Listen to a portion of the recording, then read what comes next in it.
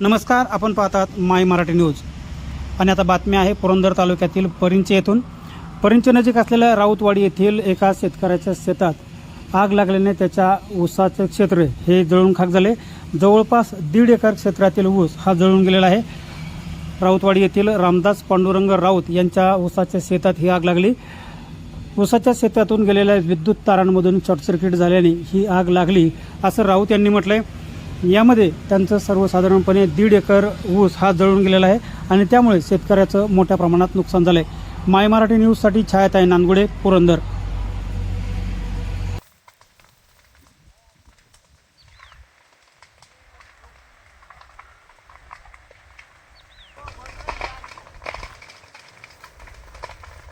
हाँ